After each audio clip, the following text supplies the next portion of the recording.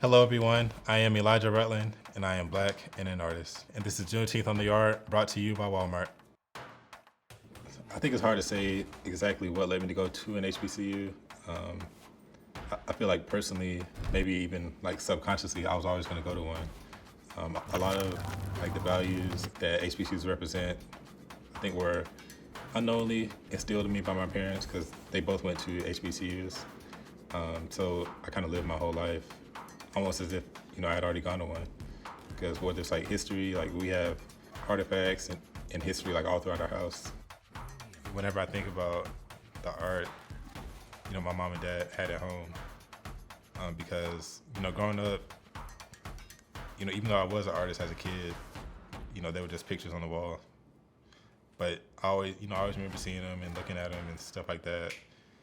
I think I was in the second grade, and I remember like all my friends had all the cool shoes at the time. I never did. I remember I used to ask, my mom and dad, and he would always say, I'm not gonna buy you the shoes, but I will buy you stock in the company.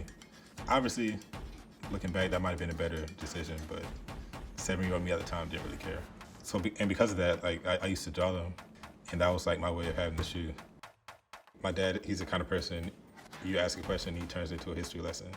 And everywhere we go down the street, he just points stuff out that's about history. I was fortunate, they always allowed me to be in Black spaces. And I think maybe without even knowing, like that always kind of instilled that pride inside of me. I think some of the main things that made my experience at HBCU different, for one, like I could just be myself at a HBCU. Like, Black people aren't monolithic.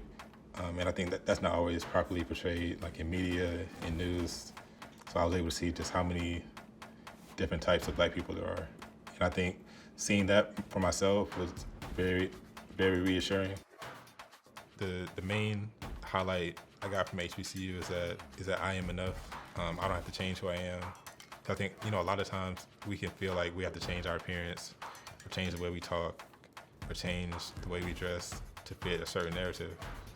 One of the biggest things I experienced at my HBCU is that me, Elijah, just as I am, I'm enough to do whatever I want. Juneteenth can show up in my own art, either by name or by idea. To me, Juneteenth means freedom, and that oftentimes can incorporate like a lot of the more traditional symbols you'll see, whether it comes to like Black power, Black culture. It's like the Black fist, it could be Africa, it could be broken chains, things like that, or it could be just an idea of freedom, true freedom, and what that means. Growing up in Macon, we always have a Juneteenth festival. They would bring people to do reenactments, and I would always wonder, why am I learning about this here at the park? But when I go to school, I ask my teacher about him.